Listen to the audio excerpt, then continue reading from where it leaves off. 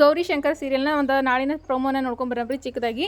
ಈ ಕಡೆ ಗೌರಿ ಅಂತಂದ್ರೆ ಶಂಕರನಿಗೆ ಮದುವೆ ಮಾಡ್ಕೊಳ್ಳೋದು ಕೇಳೋದಕ್ಕೆ ಆಗ್ತಾನೆ ಇರಲ್ಲ ಆಕಿಗೆ. ಈ ಕಡೆ ನೋಡಿದ್ರೆ ಭುವಿ ಅಂತ ಅಂದ್ಕೊಂಡು ಇದು ಮಾತ್ರ ಆಗಂಗಿಲ್ಲ ಅಂತ ಹೇಳಿ ಅಂದ್ಕೊಂಡು ಬಿಜ್ಲಿನ ಕರ್ಕೊಂಬಂದಿರ್ತಾಳೆ. ಬಿಜ್ಲಿನ ಕೇಳ್ತಾರೆ ಶಂಕರನ ಮದುವೆ ಆಗೋದಕ್ಕೆ ಇಷ್ಟನಂತ. ಕೇಳ್ತಿರಲ್ರಿ ನನಗೆ ಪ್ರಾಣ ಅಂತ ಹೇಳಿ ಈ ಕಡೆ ಬಿಜ್ಲಿ ಹೇಳ್ತಾಳೆ. ಇನ್ನು ಗೌರಿ ಕೇಳಿದ ತಕ್ಷಣ ಬಿಜ್ಲಿ ಅಂತೂ ಒಪ್ಕೊಂಡ್ಬಿಡ್ತಾಳೆ. ಈ ಕಡೆ ಇವ್ರಿಗೆ ಅಂತಂದ್ರೆ ಇನ್ನು ಮದುವೆನ ಮಾಡಿಬಿಡ್ತಾರೆ, ಇನ್ನು ಶಂಕರನ ಮೇಲೆ ಪ್ರೀತಿ ಇಲ್ವಾ ಗೌರಿಗೆ ಅಂತ ಹೇಳಿ ಈ ಕಡೆ ಆನಂದ್ ಮತ್ತು ಅವ್ರು ಮಾತಾಡ್ತಿರ್ಬೇಕಾದ್ರೆ ಇಲ್ಲೇ ಗೌರಿಗೆ ಸುನಂದ ಹೇಳಿರೋ ಮಾತು ನೆನಪಾಗುತ್ತೆ. ಅಂದರೆ ಶಂಕರ ನಿನ್ನ ನೆನಪಲ್ಲೇ ಇದ್ದಾನೆ, ಅವನ ಇನ್ನೂ ಕೂಡ ಅಲ್ಲೇ ಇದ್ದಾನೆ, ನೀನು ಎಲ್ಲಿ ಬಿಟ್ಟು ಹೋಗಿದ್ದು ಅಲ್ಲೇ ಇದ್ದಾನೆ, ಶಂಕರ ನಿನ್ನ ನೆನಪಲ್ಲೇ ಇದ್ದಾನೆ ಅಂತ ಹೇಳಿರೋ ಮಾತು ನೆನಪಾಗುತ್ತೆ. ಈ ಕಡೆ ಅಂತಂದ್ರೆ ಭುವಿಗೆ ಗೌರಿ ಏನು ಹೇಳ್ತಾಳೆ ಅಂತಂದ್ರೆ, ಗೌರಿ ಭುವಿ ನೀನು ಬಿಜ್ಲಿನೂ ಕೇಳ್ದಲ್ವಾ, ಈಗ ನೀನು ಡೆವಿಲ್ ಅಂಕಲ್ನೂ ಕೇಳು ಬಿಜ್ಲಿನ ಮದುವೆ ಆಗಿ ಇಷ್ಟನ ಅಂತ ಹೇಳಿ ಗೌರಿ ಕೇಳ್ತಾಳೆ. ಅಯ್ಯೋ ಮೇಡಮ್ ಅವ್ರ ಕೇಳ್ತಿರಲ್ರಿ ಇಷ್ಟನ, ಡಿ ಸಿ ಮೇಡಮ್ ಅವ್ರು ಹೇಳಿದ್ಮೇಲೆ ಇಲ್ಲ ಅನ್ನೋಕ್ಕಾಗುತ್ತಾ, ಡಿ ಸಿ ಮೇಡಮ್ ಅವ್ರು ಏನು ಹೇಳ್ತಾರೋ ಅದೇ ಓಕೆ ಅಂತ ಹೇಳಿ ಈ ಕಡೆ ಶಂಕರ ಹೇಳ್ತಾನೆ. ಗೌರಿ ಶಟ್ಕೊಂಡು ಬಿಟ್ಟು ಹೋಗ್ತಾ ಇರ್ತಾಳೆ. ಆವಾಗ ಎಲ್ಲರೂ ಗೌರಿ ಹಿಂದೆನೇ ಹೋಗ್ತಾರೆ, ಡೆವಿಲು ಮತ್ತು ಬಿಜ್ಲಿ. ಈ ಕಡೆ ಗುಂಡ ಹೋಮ್ವರ್ಕ್ ಮಾಡ್ತಿರ್ತಾನೆ. ಗುಂಡ ನೀನು ಚೆನ್ನಾಗಿ ಬರಿತಿದ್ದೆ ಇಲ್ಲೋ ಕಣೋ ಅಂತ ಹೇಳ್ತಾನೆ. ಹೂನವ ಅಂತ ಹೇಳ್ತಾನೆ. ಅದೇ ಭುವಿ ಹೆಸರನ್ನ ಹೇಳ್ತಾರೆ. ಗೌರಿ ಮತ್ತು ಸುನಂದ ಚೆನ್ನಾಗಿರೋ ದಿನಗಳೆಲ್ಲ ನೆನಪಿಸ್ಕೊತಾರೆ. ಈ ಕಡೆ ಅಂತಂದ್ರೆ ಭೈರಾದೇವಿ ಒಂದು ಹೋಮನ ಇಟ್ಕೊಂಡಿದ್ದೀನಿ ಅಂತ ಹೇಳ್ತಿರ್ತಾಳೆ. ಈ ಕಡೆ ಪಾರ್ವತಿನ ಕರೆಸ್ಬಿಟ್ಟು ಅವಳಿಗೆ ಒಂದು ಸ್ವಲ್ಪ ಅವಮಾನ ಆಗೋ ರೀತಿ ಮಾತಾಡ್ತಾಳೆ ಭೈರಾದೇವಿ. ಮತ್ತು ನಾನು ದೃಷ್ಟಿ ಹೋಮ ಇಟ್ಕೊಂಡಿದ್ದೀನಿ ಅಂತ ಹೇಳಿ ಭೈರಾದೇವಿ ಹೇಳ್ತಿರ್ತಾಳೆ. ಎಲ್ಲರದು ದೃಷ್ಟಿಯಾಗೆ ನನ್ನ ಮಗನಿಗೆ, ಅದಕ್ಕೋಸ್ಕರ ನನ್ನ ದೃಷ್ಟಿ ಹೋಮ ಇಟ್ಕೊಂಡಿದ್ದೀನಿ ಅಂತೇಳಿ.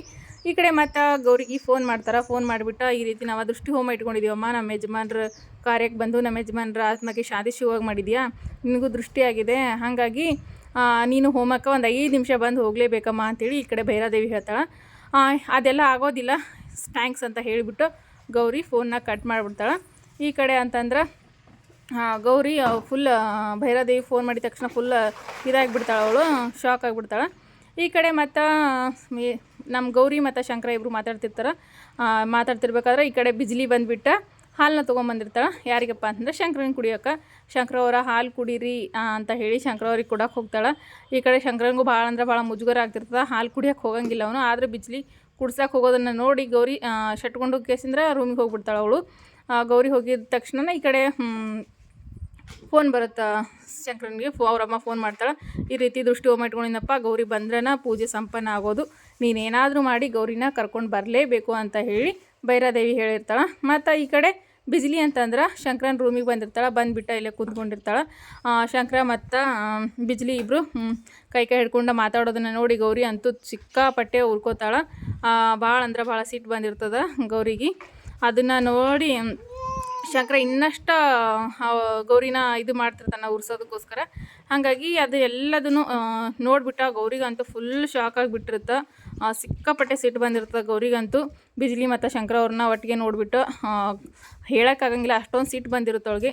ಆದರೆ ಫ್ರೆಂಡ್ಸ ಇದೆಲ್ಲ ಕೂಡ ಒಂದು ಕನಸಾಗಿರುತ್ತೆ ರೀ, ಇದು ಯಾವುದು ಕೂಡ ನಿಜ ಆಗಿರೋದಿಲ್ಲ. ಆದರೆ ಗೌರಿ ಸಿಕ್ಕಾಪಟ್ಟೆ ಕನಸು ಬಿದ್ದಿರುತ್ತೆ. ಆ ಕನಸಿನಾಗ ಈ ರೀತಿ ಆಗಿದ್ದ ಕನಸು ಕಂಡಿರ್ತಾಳೆ.